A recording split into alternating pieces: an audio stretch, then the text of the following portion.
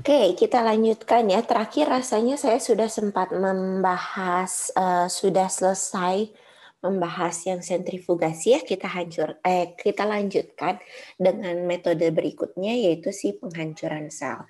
Jadi penghancuran sel itu akan sangat bergantung pada lokasi produk disimpan. Apakah dia intraselular atau misalnya dia intraselular tapi hanya di periplasmic space. Jadi kalau periplasmic space hanya perlu setengah penghancuran saja, sedangkan kalau intraselular harus benar-benar dihancurkan semuanya dari dinding sel dan juga membran selnya. Nah, jadi ini ada beberapa metode yang ditunjukkan di sini, ada yang berdasarkan kinerja mechanical, jadi mechanical-nya ada liquid shear sama solid shear.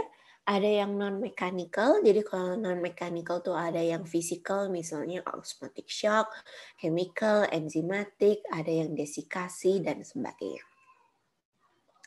Nah, kalau di tabel di sini bisa dilihat bahwa ini beberapa perbandingan dari metode-metode penghancuran sel yang tersedia. Misalnya seperti osmotic shock. Jadi kalau misalnya osmotic shock itu hanya sisi bagian luarnya aja yang dihancurkan oleh si osmotic shock. Jadi stres yang dihasilkan terhadap selnya itu sangat gentle, jadi sangat halus sekali dan biayanya juga cukup murah. Contohnya ini aplikasinya seringkali untuk sel darah merah misalnya. Kemudian ini ada yang dengan enzim. Kalau misalnya enzim ya pasti harganya lebih mahal ya karena enzimnya harus menggunakan enzim khusus yang cukup spesifik. Jadi agak jarang digunakan kalau misalnya untuk skala industri. Solubilisasi juga agak jarang digunakan. Lipid juga beberapa ada yang menggunakan tapi agak jarang juga sih. Memang untuk skala industri, di sini saya akan khusus membahas yang skala industri, itu biasanya hanya ada 2 opsi yang suka digunakan, yaitu homogenisasi, di mana kalau misalnya homogenisasi itu stres yang dihasilkan itu cukup sedang, biayanya juga sedang, dan ini paling umum digunakan untuk menghancurkan sel-sel di sebuah skala industri, sel mikroba ataupun sel mikroba terutama. Nah, tapi kalau misalnya menggunakan ragi atau misalnya jamur, itu yang sering digunakan adalah si ball mill. Dimana kalau misalnya ball mill itu si selnya dihancurkan di antara bola-bola keramik atau bola-bola metal. Stres yang dihasilkan terhadap sel itu cukup berat, tapi harganya itu sangat murah sekali. Gitu. Nah, kita bahas sedikit untuk setiap metodenya ya, mulai dari yang osmotic shock. Biasanya osmotic shock itu merupakan metode yang paling sederhana karena ini hanya membutuhkan air saja. Oke, jadi misalnya dari kondisi awal sel, dia ada di medium misalnya, kemudian si selnya itu dipisahkan dan dimasukkan si cairan selnya tersebut ke dalam air, di mana airnya itu volume 2 kali lipat daripada si volume total selnya. Karena adanya perubahan tekanan osmotik tersebut, maka selnya akan membengkak, kemudian lama-lama dia akan pecah. Ketika pecah, maka akan mengeluarkan zat yang terkandung di dalam cairan periplasmik. Jadi ini memang metode yang sangat cocok untuk mengambil zat-zat yang ada di periplasmic space atau di rongga periplasmiknya.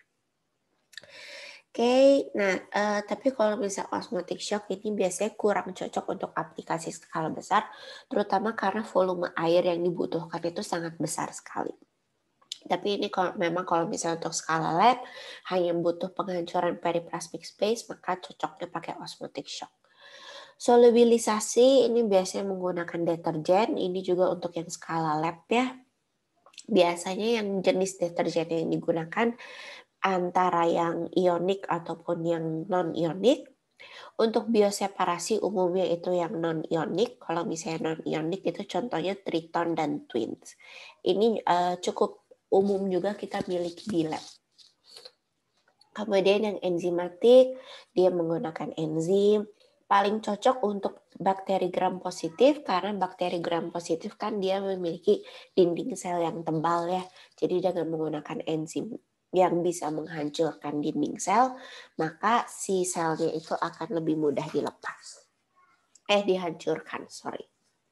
Nah, kemudian ini kita akan membahas yang homogenisasi, di mana homogenisasi itu umum digunakan untuk proses penghancuran sel yang skala besar. Jadi pada saat proses homogenisasi itu, selnya akan dinaikkan tekanannya, kemudian setelah dinaikkan tekanannya akan dilewati piston.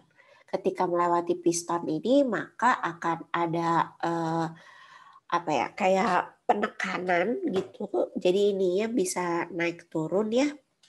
Pada saat naik turun tersebut, maka si selnya itu akan pecah. Pada saat ini naik turun, maka selnya akan pecah, kemudian isi sel bersama pecahan-pecahan sel tersebut akan ditampung di outlet reservoir ini. Gitu. Jadi ini penggambarannya mulai dari selnya masuk, melewati tempat yang sempit, jadi pada saat melewati tempat yang sempit, maka si tekanannya itu akan dinaikkan. Kemudian di pistonnya naik turun sehingga akan membantu merubah tekanannya, akan menyebabkan adanya tegangan geser sehingga selnya pecah dan akhirnya keluar. Oke, jadi penyebab penghancuran selnya ada tegangan geser, kavitasi ataupun impak dari penurunan tekanan mendadak. Oke, kemudian pada saat penghancuran sel dengan homogenisasi ini akan ada pompa yang menaikkan tekanan suspensi sel sehingga 400 sampai 500 bar. Jadi bisa dibayangkan itu sangat tinggi sekali. Kemudian akan dilepas pada saat di tempat pistonnya tersebut sehingga menghasilkan shear rate yang tinggi. Kemudahan homogenisasi, kemudahan scale up. Jadi memang homogenisasi itu ada yang dari skala kecil sampai skala besar. Kalau misalnya mau skala besar atau misalnya skalanya kurang pas, itu bisa diparalelkan dengan mudah. Jadi alatnya nggak usah dibesarkan, ukurannya tinggal ditambahkan saja. Tetap bisa melakukan proses homogenisasi dengan gampang. Operasinya cukup mudah, hasil proses dapat diprediksi dan reproducible. Kemudian variasi konsentrasi umpannya lebih mudah, jadi cukup robust, cukup fleksibel ya, untuk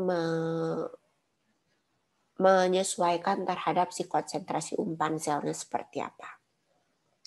Kerugiannya pada saat homogenisasi itu akan menghasilkan panas yang cukup tinggi, sehingga homogenizer itu biasanya dilengkapi dengan refrigeran. Dan ini cukup berbahaya jika produk yang digunakannya itu atau produk yang dihasilkannya itu cukup temperatur spesifik. Jadi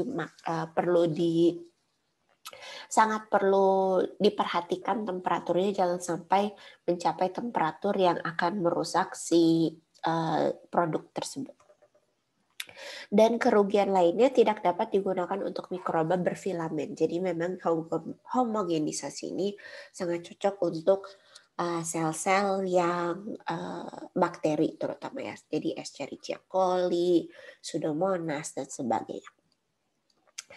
Nah, ini kemudian kalau sonikasi ini terutama untuk yang skala lab, jadi menggunakan gelombang ultrasonik pada frekuensi 15-20 kHz. Kemudian membuat gelembung di dalam cairan berosilasi sehingga menimbulkan shockwave. Tapi sonikasi juga akan meningkatkan temperatur dan terlebih lagi dia akan menyebabkan terbentuknya radikal bebas sehingga dia dapat mendenaturasi produk yang sensitif seperti protein. Sonikasi juga biayanya tinggi sehingga jarang digunakan untuk skala besar.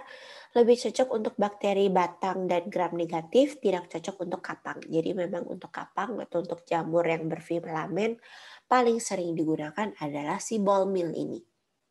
Di mana di dalam ball mill, jadi kalau misalnya dilihat di sini, itu isinya ada bola-bola keramik atau bola-bola metal, kemudian akan ada sejenis pengaduk di sini ya. Jadi pada saat si pengaduknya ini berputar-putar, maka si ball millnya, jadi bola-bola besinya atau bola-bola keramiknya itu akan berputar-putar, bertumbukan satu dengan yang lain, dan kalau misalnya si suspensi selnya itu dimasukkan ke dalam sini, maka pada saat si bola-bolanya bertumbukan satu dengan yang lain, sel-sel yang diantaranya juga akan kena tumbukan, akan pecah, mengeluarkan isi selnya. Untuk metode ini sangat cocok untuk yeast, fungi, dan juga mikroalga. Jadi cocok untuk sel yang cenderung ukurannya lebih besar. Sama seperti homogenisasi, sama seperti sonikasi, metode ball mill juga akan mengeluarkan sejumlah panas karena adanya tumbukan dari bola-bola tersebut, maka biasanya akan dilengkapi dengan refrigeran atau dengan sistem pendingin untuk menetralkan panas yang terbentuk. Oke, itu merupakan contoh-contoh dari penghancuran sel. Jadi memang untuk metode penghancuran sel opsinya agak terbatas ya. Dan disesuaikan kalau misalnya di skala lab, disesuaikan aja dengan yang tersedia di labnya seperti apa. Ada pertanyaan terlebih dahulu?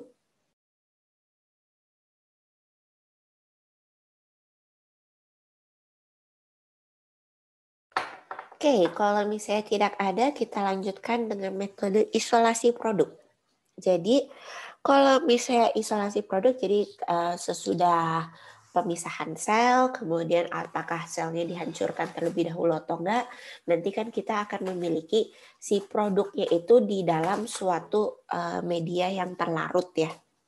Nah, jadi pada saat si produk yang kita inginkan itu terdapat di dalam suatu media yang terlarut, biasanya kan akan bercampur-campur dengan pengotor-pengotornya juga karena pengotor-pengotornya biasanya terlarut juga.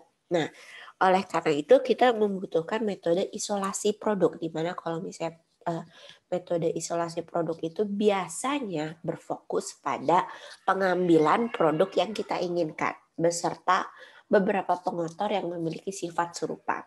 Jadi misalnya kita mau mengambil enzim tertentu.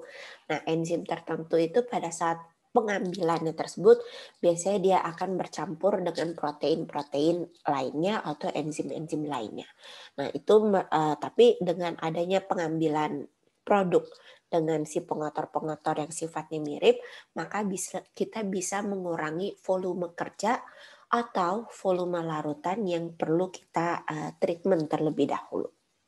Oke, nah kebetulan karena saya pakai contohnya enzim, maka saya akan membahas yang metode yang paling umum digunakan untuk pemisahan enzim terlebih dahulu, yaitu metode presipitasi.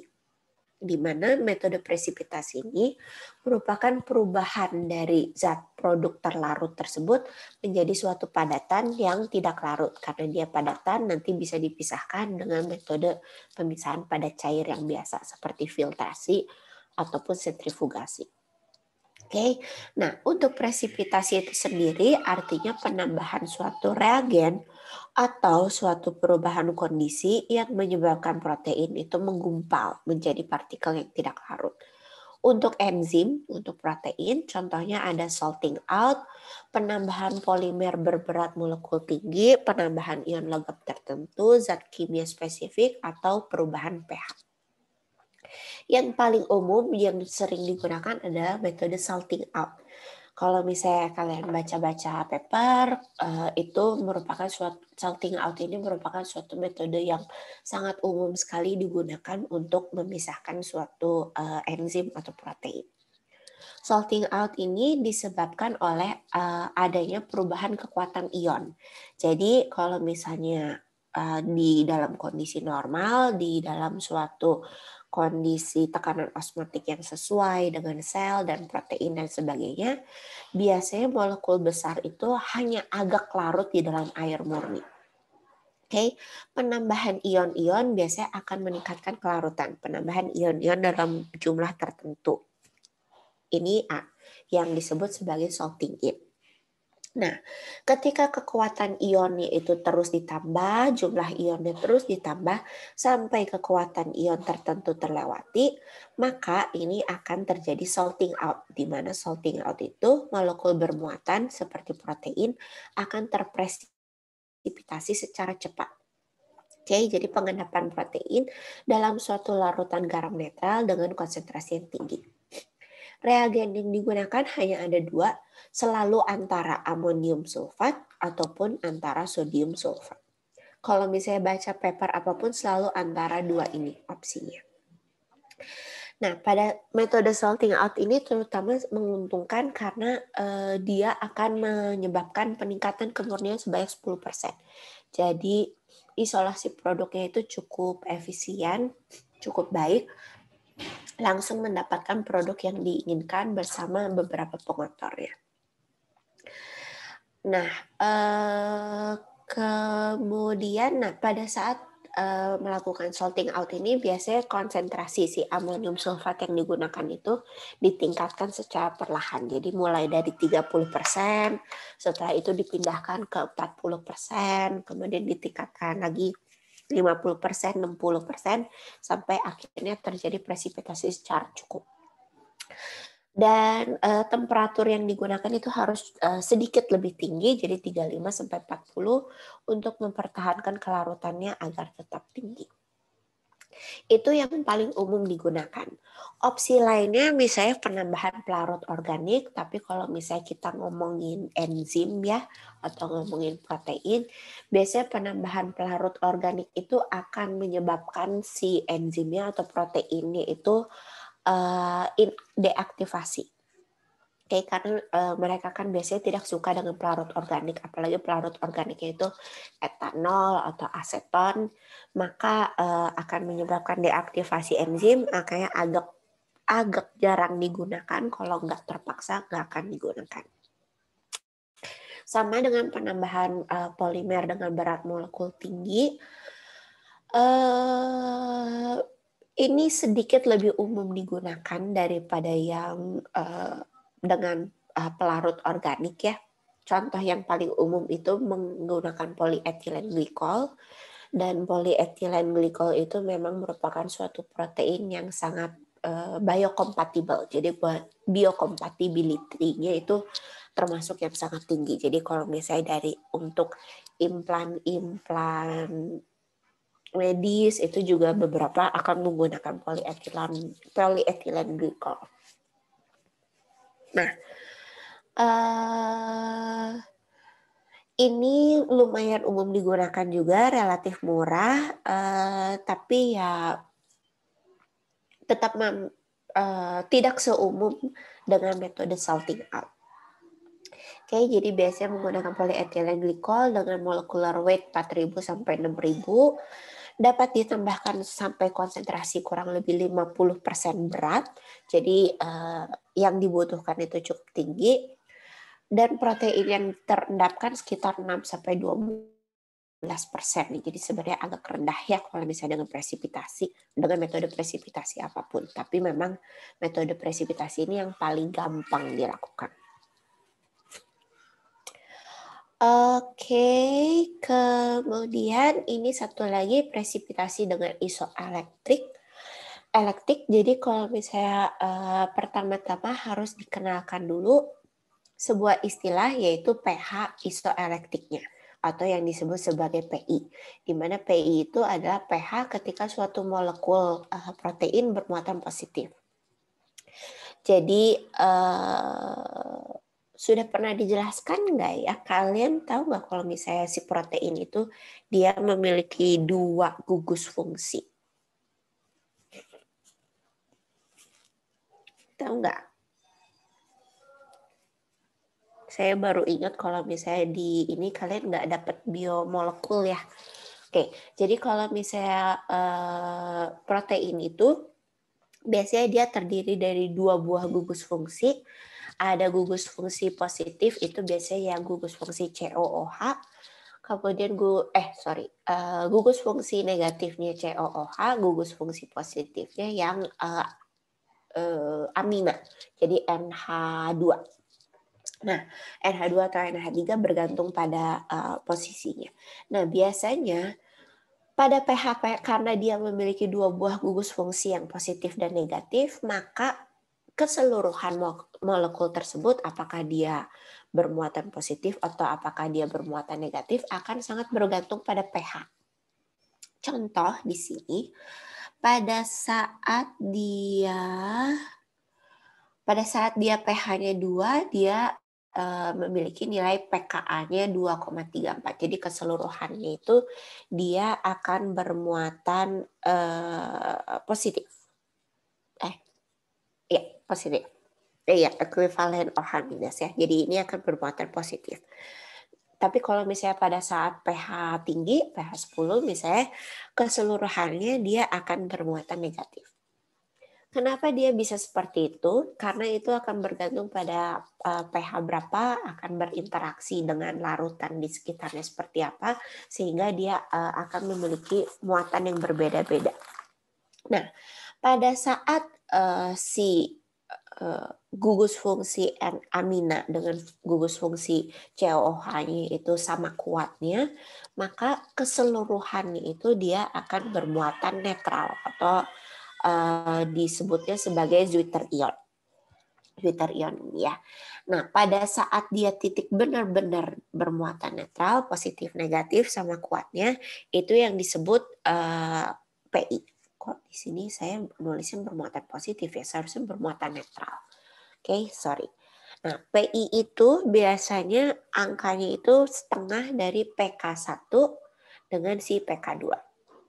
Nah, kecenderungannya pada saat si protein tersebut berada di titik pH isoelektriknya itu, maka dia akan bermuatan positif. Karena bermuatan positif, dia akan mengendap.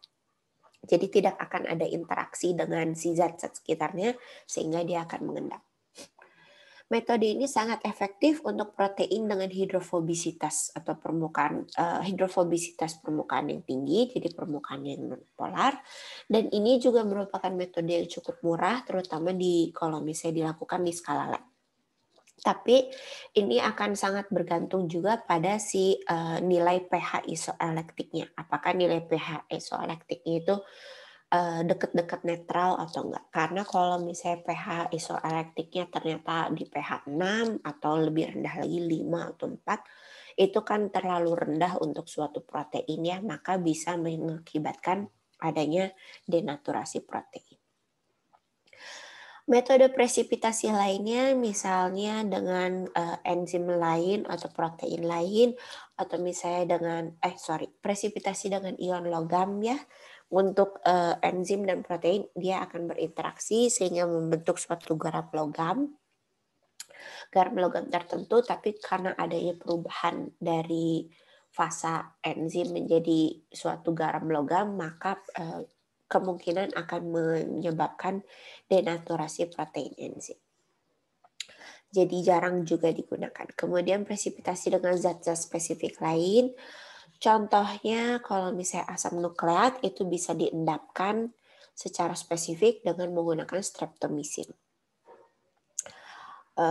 Ya, tapi ini terutama kalau misalnya penyingkiran asam nukleat itu sangat penting, karena asam nukleat itu tuh asalnya kan dari pecahan sel ya, dan asam nukleat di dalam suatu pecahan sel itu dia sangat bersifat kental. Jadi viskositasnya akan tinggi. Karena viskositasnya tinggi itu biasanya menyulitkan pemrosesan. Makanya kecenderungannya itu asam nukleat kalau misalnya bisa mengganggu pemrosesan, inginnya disingkirkan terlebih dahulu, bisa dengan presipitasi atau metode adsorpsi yang akan dibahas nanti. Oke, ya tapi ini streptomycin mahal ya, jadi kecenderungannya kalau tidak perlu disingkirkan ya nggak usah lah gitu. Oke, ada pertanyaan terlebih dahulu mengenai presipitasi?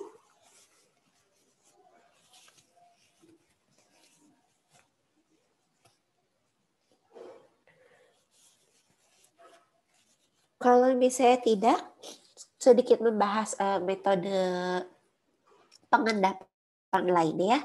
Kalau misalnya presipitasi itu biasanya dengan perubahan kondisi atau penambahan zat tertentu. Kalau misalnya koagulasi dan flokulasi itu juga dilakukan dengan adanya penambahan suatu zat tertentu. Dan fenomena yang terjadi pada saat koagulasi dan flokulasi agak berbeda dengan presipitasi, tetapi hasil akhirnya tetap sama. Maka akan ada penggumpalan, pelekatan antar molekul dengan adanya koagulan ya, di mana koagulan itu akan menetralkan muatan partikel sehingga terbentuk vlog-vlog itu jadi kayak gumpalan kecil-kecil. Nah, setelah itu setelah adanya proses koagulasi, jadi mulai penetralan muatan, baru diikuti dengan metode flokulasi, di mana metode flokulasi itu pengelompokan vlog-vlog yang kecil, gumpalan kecil menjadi gumpalan yang lebih besar dan yang lebih stabil. Sehingga setelah terbentuk gumpalan yang besar, maka dia akan mengendap. Jadi ini biasanya merupakan 2 tahapan dengan penambahan zat-zat yang berbeda. Jadi kalau misalnya koagulasi itu penambahan garam-garam sederhana, garam ferik, garam kalsium, atau ion-ion multivalen, atau penambahan alum, silika, ataupun karbon aktif. Kemudian dilanjutkan dengan flokulasi. Flokulasi biasanya itu paling umum dengan penambahan suatu polimer sintetik tertentu.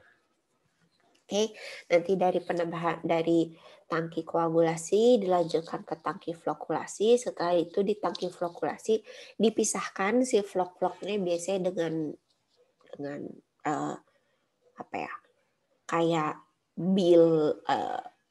kayak dengan pisau gitu diambil semua si endapannya, baru kemudian si endapannya itu di treatment lebih lanjut. Oke.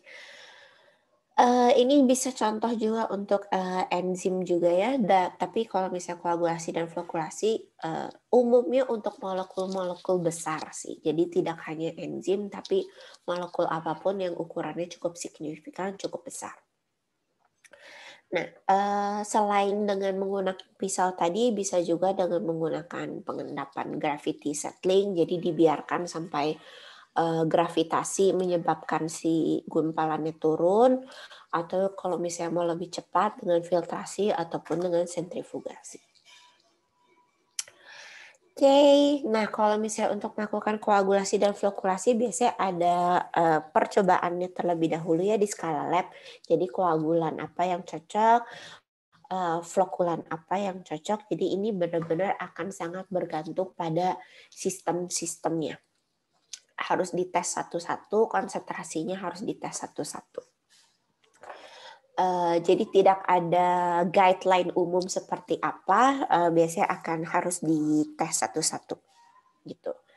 Kemudian metode lainnya yang cukup umum digunakan juga adalah ekstraksi, di mana proses ekstraksi ini merupakan proses pemisahan di mana 2 fase yang berbeda saling mengontak dengan tujuan untuk memindahkan suatu zat terlarut, biasanya itu berupa produk yang diinginkan, ke fase lainnya. Tapi ini dua-duanya merupakan fase liquid ya. Jadi ada liquid 1 dengan liquid 2, dia tidak saling terlarut tapi dia begitu saling berkontakan, ketika saling berkontakan itu dia akan memisahkan si produknya itu dari satu larutan ke larutan lainnya. Oke, jadi untuk ekstraksi dia akan memanfaatkan perbedaan kelarutan zat terlarut pada 2 cairan. Jadi contoh paling gampang tentu saja kalau misalnya berupa 2 larutan yang tidak saling larut, yaitu misalnya aqueous dengan organik tertentu.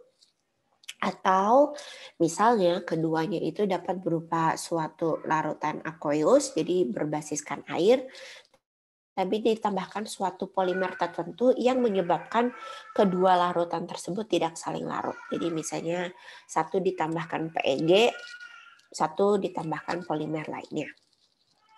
Atau bisa juga polimer dengan suatu larutan garam dengan konsentrasi tinggi. Oke, nah ini merupakan suatu teknologi yang sangat umum digunakan di industri bioproses, terutama kalau farmaceutical, terutama untuk produksi antibiotik misalnya. Jadi produk antibiotik itu isolasinya itu paling gampang dengan menggunakan ekstraksi. Nah, karena si ekstraksi ini yang dipindahkan merupakan si zat terlarutnya ya. Jadi pada saat pemindahan zat terlarut, cukup banyak zat terlarutnya dalam artian produk ya. Jadi pada saat pemindahan produk, cukup banyak kontaminan itu yang terpisahkan, masih berada di fase awalnya. Jadi ekstraksi ini merupakan suatu metode yang dapat mengurangi volume produk itu secara cukup signifikan. Jadi biasanya ekstraksi itu selalu tahapan-tahapan awal dari suatu proses bioseparasi. Nah, kemudian efisiensinya juga tinggi, jadi merupakan suatu proses yang sangat disukai. Oke, pernah berhubungan dengan ekstraksi atau takutnya nggak kebayang gitu proses ekstraksi seperti apa? Risa dia,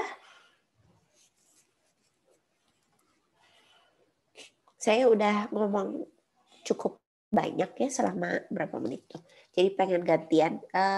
Risa nggak ada. Abrar. Ya, Bu. Pernah melakukan ekstraksi secara di lab atau pernah tahu ekstraksi seperti apa?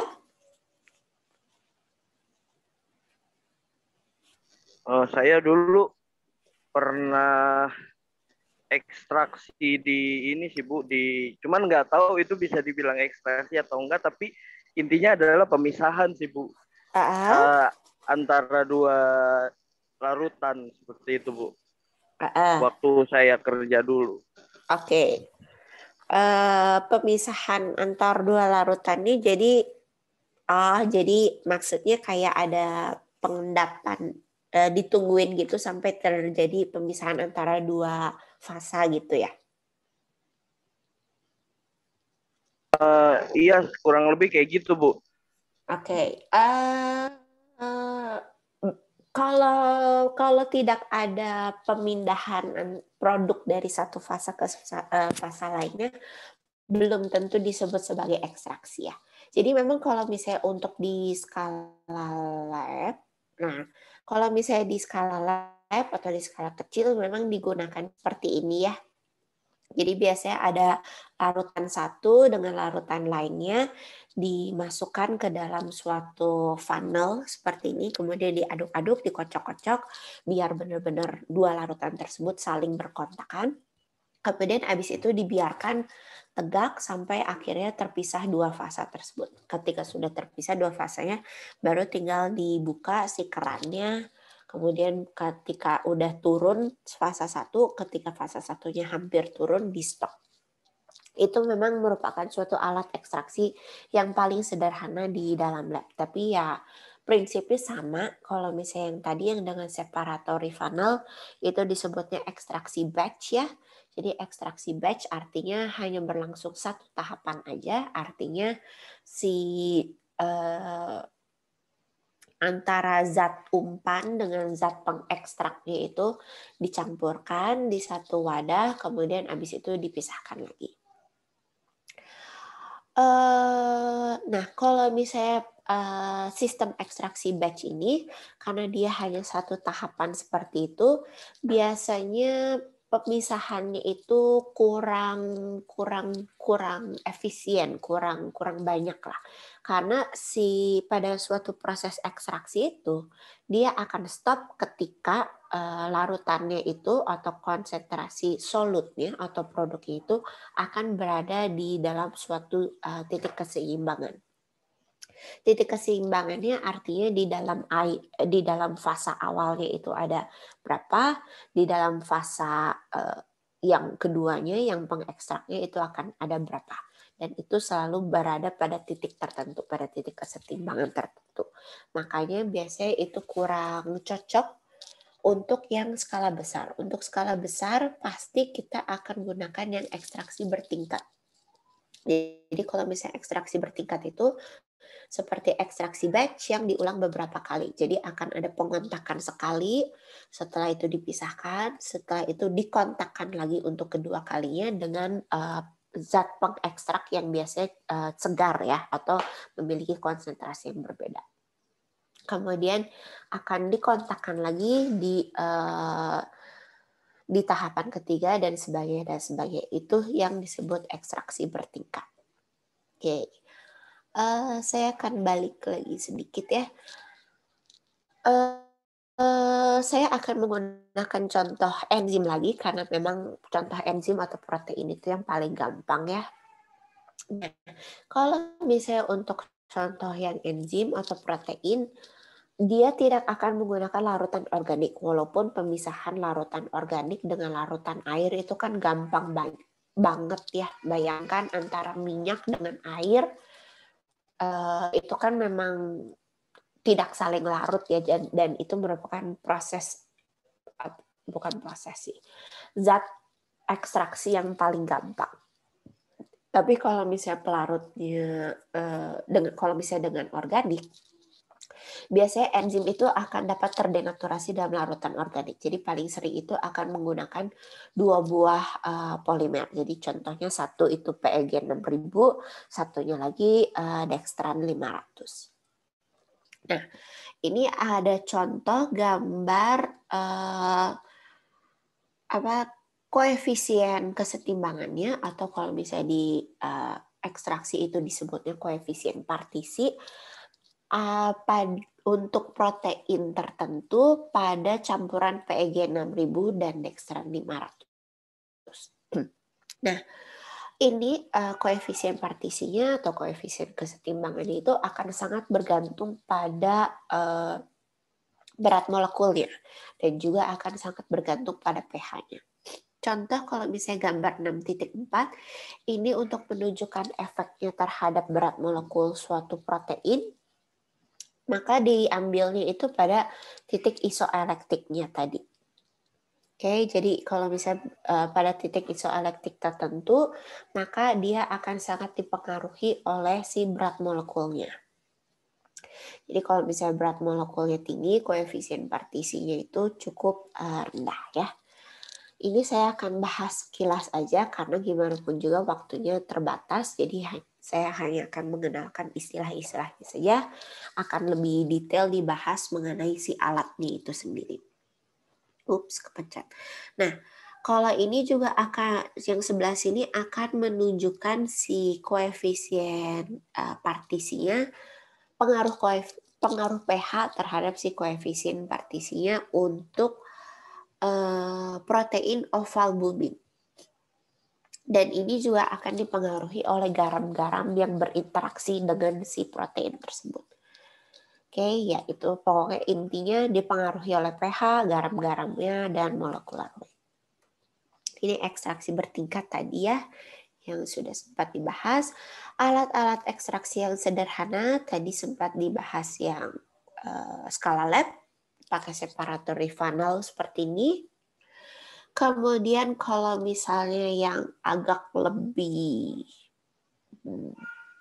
nggak dibilang advance juga sih ya, tapi pencampurannya lebih baik lah. Jadi di dalam suatu tangki yang dilengkapi dengan pedal untuk pencampuran, diaduk dengan kecepatan yang cukup tinggi sehingga antara kedua larutan yang tidak saling larut tersebut bisa terjadi pencampuran, kurang lebih pencampuran ya. Kemudian ditransferkan ke dalam suatu tangki settler. Jadi tangki settler ini adalah tangki yang akan menyebabkan terjadinya pemisahan antara dua fase tersebut. Jadi dimasukkan ke dalam situ, kalau di tangki settler justru tidak akan ada pengadukan apapun. Jadi dibiarkan diam, nanti akan terpisah secara otomatis, kemudian akan ada titik keluaran untuk yang di fase atas, yang di fase ringan, dan titik keluaran untuk yang fase berat. Jadi nanti akan terjadi pemisahan antara dua larutan tersebut. Ini juga agak mirip sistemnya ya. Jadi masih berupa mixer, kemudian settler, cuman beda bentuk sedikit aja. Ini juga sama. Oke, kalau misalnya yang 3 ini bisa untuk skala yang lebih besar, tapi biasanya untuk skala lab itu yang digunakan adalah metode ekstraksi diferensial. Jadi metode ekstraksi diferensial itu lebih kontinu lagi dibandingkan yang sebelum-sebelumnya. Jadi kan kalau ini batch sekali ya. Kalau yang ekstraksi bertingkat ini batch tapi berkali-kali. Nah, kalau misalnya ekstraksi diferensial itu kedua cairan yang berbeda tersebut antara yang umpan dengan pengekstrak atau biasanya bisa juga disebut sebagai cairan berat dan ringan itu akan mengalir melewati satu sama lain secara kontinu. Jadi akan dialirkan cairan berat dan ringan biasanya secara counter current seperti ini ya. Jadi contoh umpannya mengalir di bawah, kemudian si larutan mengekstraknya mengalir di atas seperti ini.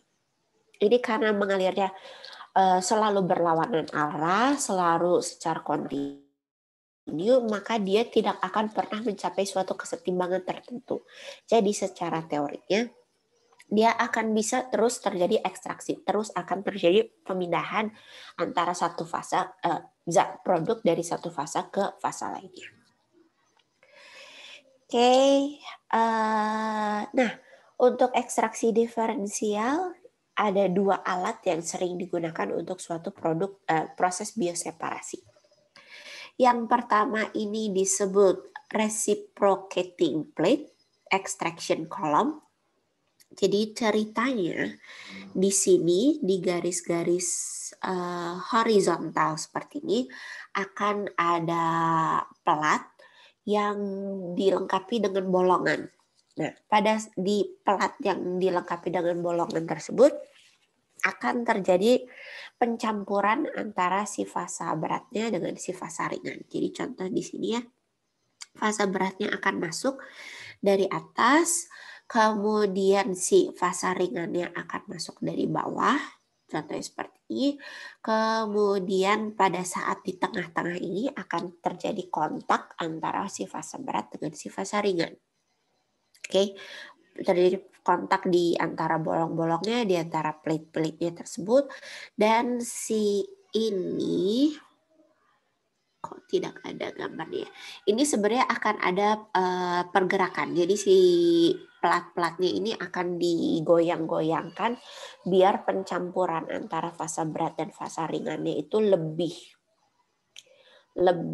efisien lagi, pencampurannya lebih baik lagi. Nah, sambil digoyang-goyangkan, kemudian sambil mengalir, pada saat udah memasuki sebelah sini, ruang yang sebelah sini dan ruang yang sebelah sana yang di bawah, maka akan ada pemisahan antara si fasa ringan dengan si fasa berat. Maka jadinya si fasa beratnya akan turun ke bawah sehingga bisa dipisahkan, kemudian fasa ringannya akan terkumpul di atas sehingga bisa dipisahkan.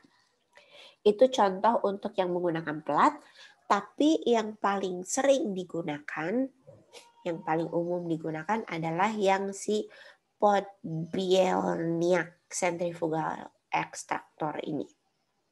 Jadi kalau misalnya untuk yang Podbielniak ini dia sistemnya, jadi ada larutan berat ya, yang fasa beratnya masuk, kemudian dia akan cenderung berada di tengah-tengah dari si centrifugal extractor ini. Jadi kalau misalnya centrifugal extractor bisa dibayangkan ini akan berputar-putar ya, si tengahnya ini akan berputar-putar sehingga si fasa beratnya itu akan tercampur ke bagian samping-sampingnya, di mana di bagian samping-sampingnya ini ada si yang fasa ringannya. Nah, tapi selama pencampuran ini karena ada gerakan perputaran itu, maka si fasa beratnya akan cenderung berkumpul di tengah lagi sehingga bisa dipisahkan di sini ya. Sedangkan yang fase ringannya itu akan cenderung berada di bagian samping-sampingnya. Di bagian samping-sampingnya sehingga habis itu bisa dipisahkan. Nah, itu merupakan kedua sistem yang paling umum digunakan untuk proses ekstraksi. Dan seperti yang saya sebutkan sebelumnya, proses ekstraksi itu sangat umum digunakan untuk pemisahan zat-zat farmaseutikal tertentu seperti antibiotik. Antibiotiknya, contohnya ya paling gampang penisilin. Seingat saya sih penisilin pemisahan pertamanya pakai ekstraksi sih. Ya, kalau nggak salah. Ada pertanyaan terlebih dahulu mengenai ekstraksi? Bu mau bertanya. Oh iya, ada banyak. Ya, silahkan. Siapa dulu? Salwa dulu, silahkan. Iya, Bu. Ini mau tanya tentang ekstraksi menggunakan enzim, Bu. Ekstraksi enzim atau ekstraksi menggunakan enzim? Ekstraksi menggunakan enzim. Oke, agak jarang ya sebenarnya ekstraksi menggunakan enzim. Buat misahin ini, Bu, minyak sama air, Bu.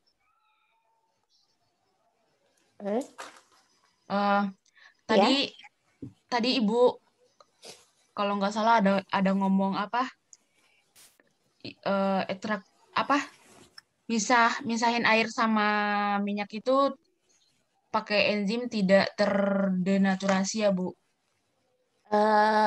Enggak. Biasanya saya justru bilangnya kalau misalnya pemisahan enzim itu jarang menggunakan minyak atau organik karena biasanya akan menyebabkan denaturasi.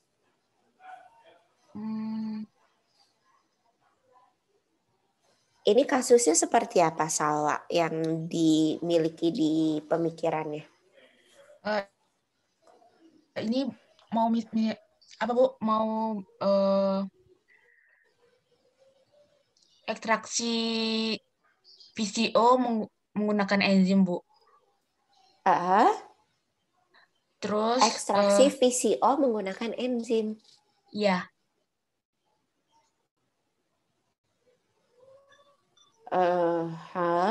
Waduh, jarang dengar ya. Oke. Enzimnya enzim apa? Enzim dari papain, Bu. Oke. Terus katanya si enzim ini malah lebih memecah proteinnya, jadi si proteinnya misah sama minyaknya, Bu. Ini VCO-nya mau dipisahkan dari santan berarti kan? Kelap, iya, Bu. Dipisahkan pakai, bukannya VCO tuh bisa bahkan didiamin aja tuh nanti terpisah ya? Iya, Bu. Tapi kalau pakai enzim ini ya VCO-nya lebih tinggi, Bu. Oh, oke. Terus tadi karena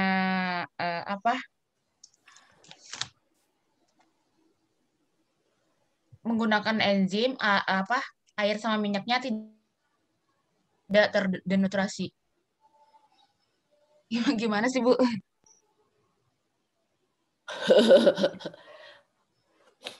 Waduh, saya jujur nggak pernah berhubungan dengan VCO ya, dan jarang-jarang baca juga tentang VCO. Yang saya tahu ya cuma sebatas itu ya, jadi kalau santan dibiarin, terus lama-lama nanti terpisah si VCO-nya. Tapi abis itu ceritanya enzimnya mau diambil lagi atau gimana? Enggak, Bu. Enzimnya nggak diambil lagi. Terus?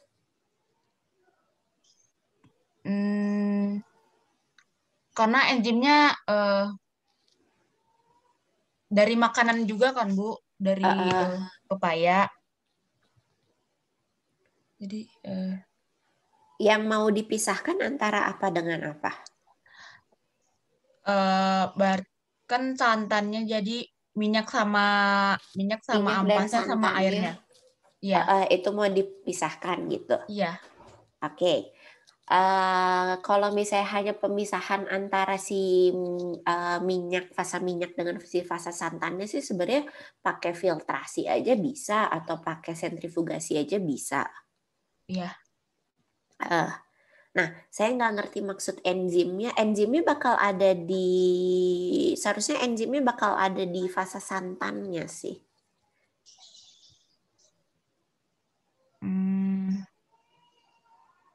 Terus mau dipisahkan si enzimnya lagi dari fasa santannya atau gimana? Enggak, Bu. Oke, kalau hanya pemisahan antara VCO dengan si santan sih sebenarnya dengan sentrifugasi bisa itu. Nggak usah pakai ekstraksi karena itu kan pemisahan organik dengan aqueous ya, itu cukup gampang dengan sentrifugasi kalau misalnya mau dipercepat. Kalau misalnya nggak usah dipercepat, dilambatin, ya tinggal pakai si separatory funnel seperti ini juga cukup. Yang kayak si ini ya, si bulat ini kalau misalnya di skala lab. Kalau misalnya mau lebih cepat ya sentrifugasi.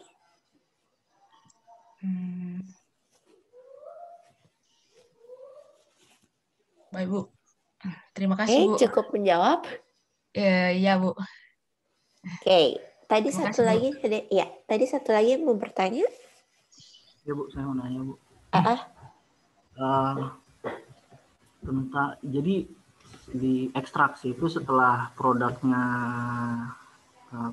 berpindah ke solvent ya, Bu ya. Itu pemisahan selanjutnya gimana, Bu? Oke. Lagi, Bu, sekalian. Apa? Saya mau tentang ini, Bu. Maserasi, Bu. Maserasi itu termasuk ekstraksi bukan ya, Bu? Ya, oke. Jadi kalau misalnya maserasi itu sebenarnya masih termasuk ekstraksi ya. Cuman ekstraksinya padat cair kalau misalnya maserasi. Jadi ini ceritanya produk padatannya apa? Yang kemarin ya, vicocyanin saya baca jurnal menggunakan maserasi gitu. Oke. Tadi vicocyaninnya dari mana? Mikroalga, Bu. Oke, dia larutan pengekstraksinya apa? Air. Apa ini? Kalau zat warna biasanya bisa organik kalau misalnya zat warna.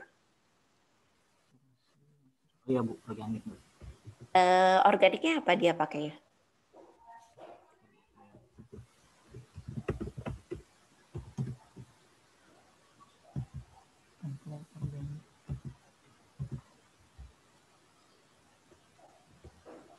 Gimana ya? Saya lupa juga, Bu, ini. Oke, nggak apa-apa.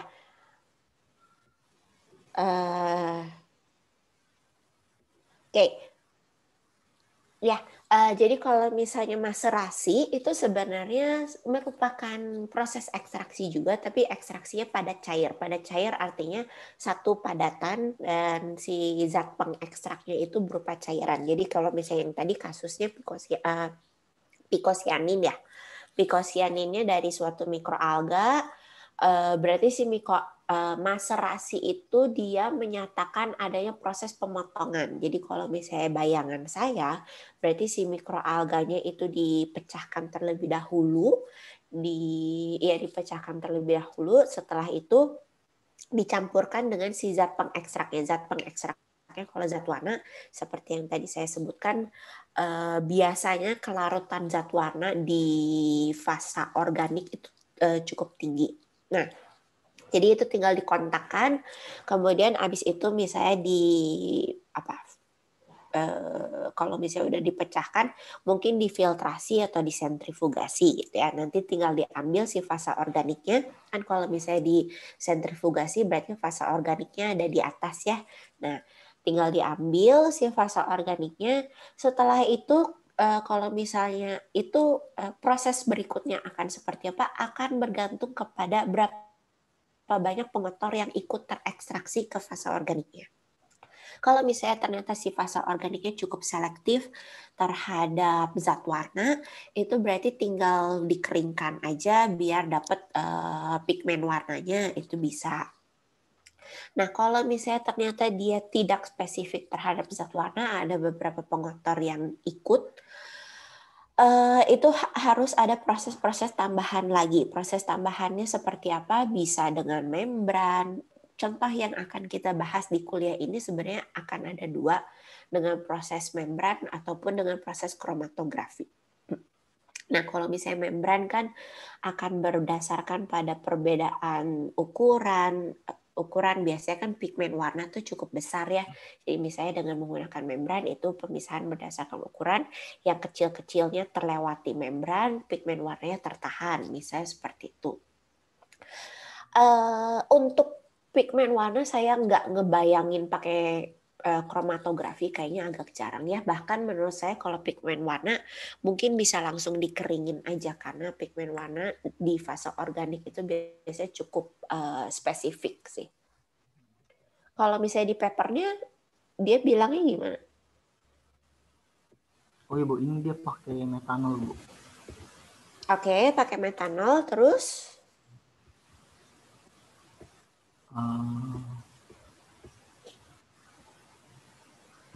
Ini sih Bu, belum saya review lebih lanjut, soalnya kan sebenarnya nggak sampai ke sana juga.